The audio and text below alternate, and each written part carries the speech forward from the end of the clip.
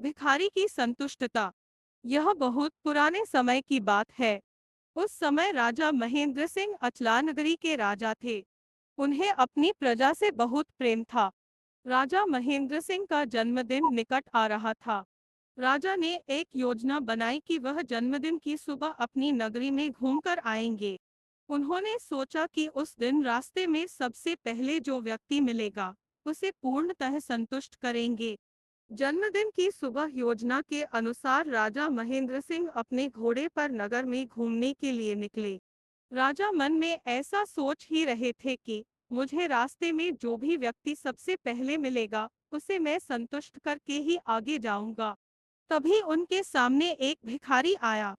राजा को देखकर भिखारी उनके निकट आया और उसने राजा के सामने भीख मांगने के लिए हाथ फैला दिए।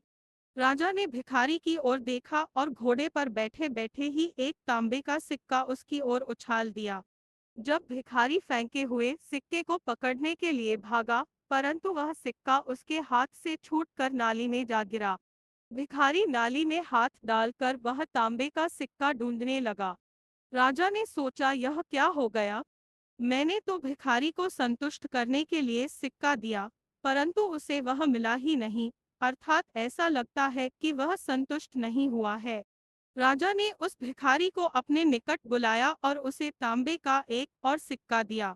भिखारी ने आनंद से वह सिक्का अपनी जेब में रख लिया और वह पुनः नाली में गिरे हुए सिक्के को ढूंढने लगा। यह देखकर राजा को लगा कि यह भिखारी तो बहुत ही गरीब है। उसको भिखारी पर और दया आई। उसने भिखारी को पुनः अपने निकट बुलाया और अब राजा ने एक चांदी का सिक्का दिया। भिखारी ने राजा की जय जयकार की और वह पुनः नाली में सिक्का ढूंढने लगा। यह देखकर राजा को उस पर और अधिक दया आ गई और अब की बार राजा ने भिखारी को एक सोने का सिक्का दिया। सोने का सिक्का पाकर भिखारी खुशी से झूम उठा और वापस भागकर नाली में गिरा तांबे का सिक्का ढूंढने लगा। राजा को यह उचित नहीं लगा। उस समय राजा को स्वयं से निश्चित की हुई बात याद आ गई कि वह पहले मिलने वाले व्यक्ति को आज संतुष्ट करना है। उसने भिखारी को पुनः निकट बुलाया और उससे कहा कि मैं तुम्हें अपना आधा राजपाट देता हूँ, अब तो तुम संतुष्ट हो ना? भिखारी बोला, मैं संतुष्ट तभी हो सकूंगा जब नाली में गिरा तांबे का सिक्का मुझे मिल जाएगा। भिखारी की यह बात सुनकर राजा महेंद्र सिंह अचंभित हो गया। वह सोचने लगे कि मैंने तो भिखारी को आधा राजपाट भी दे दिया। इतना सब कुछ मिलने पर भी भिखारी का मन नाली में गिरे तांबे के सिक्के में ही अटका रहा।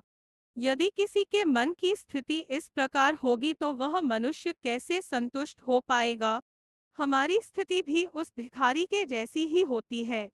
हमें भगवान ने साधना रूपी मूल्यवान खजाना दिया है, परंतु हम उसे भूलकर संसार रूपी नाली में तांबे का सिक्का निकालने के लिए अपना जीवन व्यर्थ गंवाते हैं। भगवान ने हमें सब कुछ दिया है, परंतु हमारे पास जो नहीं है उसे पाने के लिए ही हमारा मन कितना उतावला रहता है।